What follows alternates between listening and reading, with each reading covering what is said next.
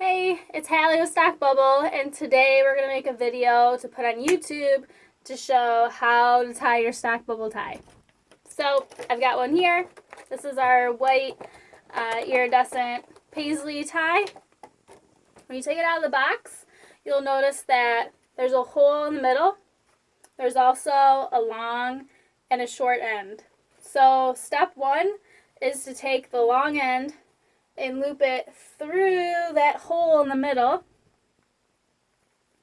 and that's going to create your loop, and you're going to put that loop over your head. So make sure you zip your shirt up,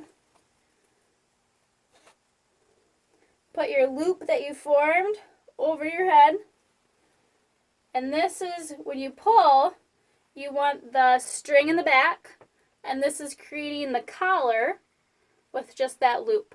So if you can do this and get them pretty even, you're like more than halfway there. So good job. So you got two sides and they're even. You're going to take one over the other and pull up and down. Doesn't really matter which one.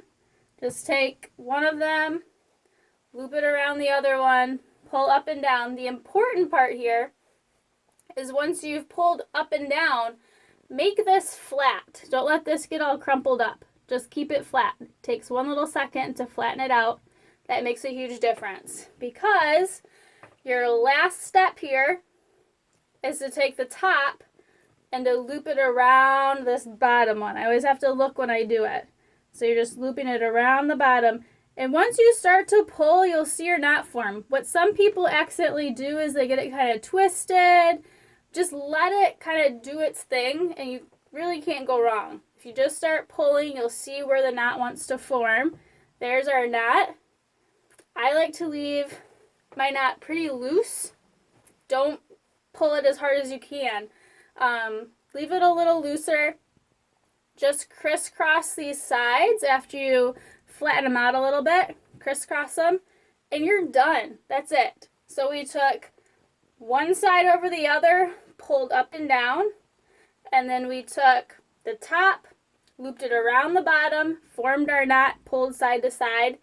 That's it. It's really not that complicated. If you could just practice it a couple times, you'll be an expert. Everyone will be asking you to tie their stock tie because they look so much better.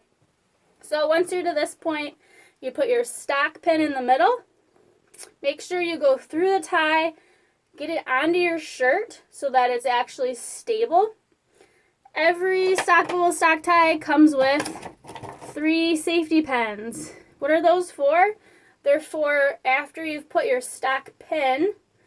They're for these 2 little tails. Let's pin those tails down to your shirt. That's a really good idea. We don't want them to fly up or anything. So really simple. Watch this video a couple times and you will be a master at tying a stock tie, I promise. Just a couple tips again. So we talked about making sure these are flat. This part's flat when you do that first up and down.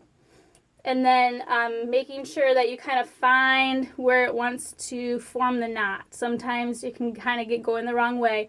And also making sure that your sides are even to start. I think those are like the 3 main tips if I was to make any tips here. So watch this a couple times. I hope it's helpful. If you have any questions, you can definitely message us on our Instagram account. I'm going to throw a black or blue. I'll just throw a black jacket over it so you can see what it looks like.